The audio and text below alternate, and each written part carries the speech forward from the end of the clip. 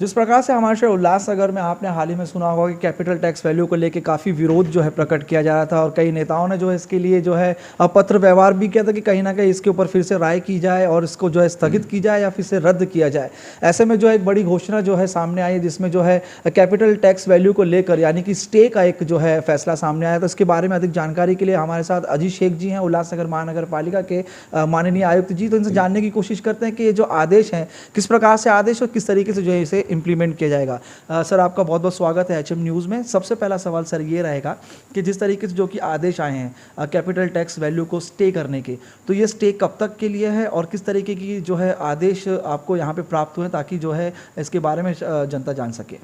जी, हमें कल state government की तरफ से ये ऑर्डर्स मिले हैं। ये 4 अक्टूबर के ऑर्डर्स हैं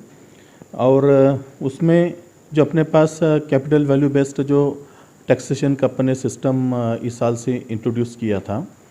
तो उसको उन्होंने सरकार की तरफ से स्टे दिया गया है। एक्चुअली ये रिजोल्यूशन वगैरह पहले हुए थे, लेकिन उसका इम्प्लीमेंटेशन जो है इस साल से शुरू हुआ था और उसके बारे में कई संगठनों ने, कई नागरिकों ने भी उसके विरोध किया था। हमारे कुमार ऐलानी साहब जो यहाँ के आमदार साहब हैं, उसके अलावा श्रीमती लीलाबाई लक्ष्मण आशान जो माजी महापौर मैडम है, और बहुत सारे संगठनों ने भी इस पर विरोध प्रकट किया था। सरकार की तरफ भी निवेदन चले गए थे और ये सबका जो है कॉग्निजेंस हमारे खासदार महोदय ने लिया। उन्होंने सरकार को उसके बारे में पत्र व्यवहार किया, फॉलोअप किया और उसके बाद जो है सरकार की तरफ से हमको ये ऑर्डर्स प्राप्त हुए हैं कि उन्होंने अभी स्टे दिया है। अभी स्टे के ऑर्डर में कब तक स्टे रहेगा ऐसा उन्होंने लिखा नहीं है, लेकिन मैंने वहाँ के मंत्रालय के ऑफिसर से बात किया है। उन्होंने कहा है कि हम इसके बारे में डिटेल जो है अहवाल आपसे मंगा लेंगे और उस पर भी आपको नेक्स्ट जो डायरेक्शंस देना है वो हम देंगे करके। सर उल्लासनगर महानगर पालिका की आर्थिक परिस्थितियां कमज़ोर हैं। जिस तरीके से कैपिटल टैक्स वैल्यू की यदि बात करें तो महानगर पालिका की यही कोशिश थी कि जितना हो सके टैक्स कलेक्शन आवे तो शहर में जो है शहर का विकास होए। शहर की आज परिस्थितियां काफ़ी ख़राब है, तो ऐसे में कैपिटल टैक्स वैल्यू अगर रुकता है तो क्या आधार रहेगा शहर में महानगर पालिका के पास कलेक्शन का, और शहर के कार्य किस तरीके से होंगे, क्योंकि सड़कों की हालत और शहर की अन्य समस्याएँ जो है जटिल हो चुकी है। ऐसे में कॉन्ट्रैक्टरों को भी किस तरीके से जो है इसमें देखा जाएगा ताकि शहर का एक जगह से विकास हो। टैक्स एक कारपोरेशन का सबसे बड़ा उत्पन्न का साधन है और इसलिए टैक्स बंद होने से कारपोरेशन पर काफ़ी असर पड़ सकता है फाइनेंशियली। लेकिन जैसा मैंने आपको अभी बताया कि गवर्नमेंट की तरफ से भी कहा गया है कि इस पर कुछ नए डायरेक्शंस कारपोरेशन को दिए जाएंगे और जो थकबाकी थी इससे पहले हमारी जो थकबाकी कई सालों से जो मतलब आरवी जो सिस्टम में जो थकबाकी थी वो हमने वसूल करने का भी हमने सूचना दिया है। तो ये जो टैक्स का जो स्थगित है ये कुछ कालावधि के बाद, कुछ डायरेक्शंस मिलने के बाद उसमें तब्दीलियाँ होगी और हम फिर से जो शासन के डायरेक्शंस के अनुसार टैक्स वसूल करना शुरू करेंगे। और जैसा आपने कहा है कि कुछ काम उसके कामों पर असर हो सकता है,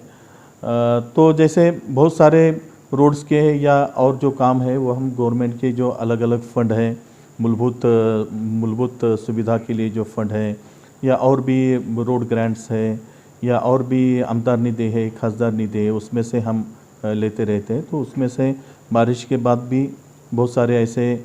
काम हम शुरू करेंगे उस फंड से। लेकिन कारपोरेशन के फंड से भी कुछ काम हमको लेने पड़ते हैं, लिए जाते हैं। उस पर अगर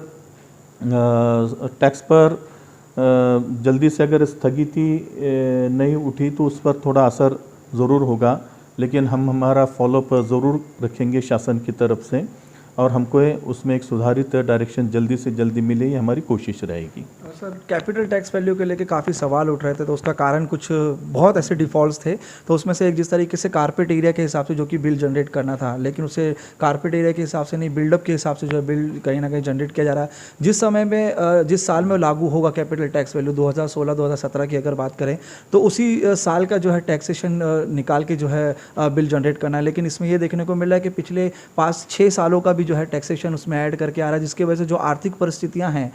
वो कहीं ना कहीं लोगों के ऊपर आ रही है, जिसकी वजह से इसका विरोध किया जा रहा है। तो उस पर अभी स्टे लाया गया, तो इसके ऊपर कुछ कार्य प्रणाली होगी, इसे चेंजेस किया जाएगा, या फिर जो है जिस तरीके से जो है नियम उसी तरीके से लागू किया जाएगा?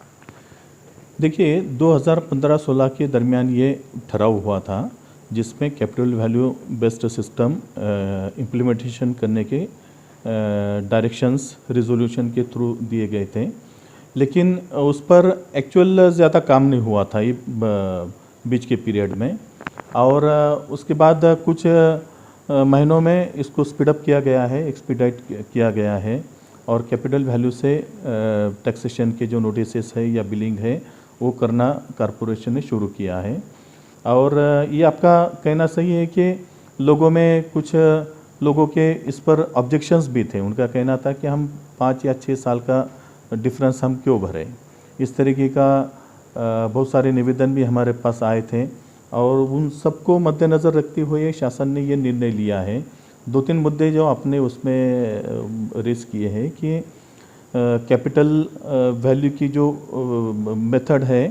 मतलब वो जो कारपेट वैल्यू पर न लेते हुए टोटल बिल्डअप पर लिया जा रहा है, लेकिन जो टैक्सेशन की सिस्टम कॉरपोरेशन में इम्प्लीमेंट की जा रही है वो टेक्निकली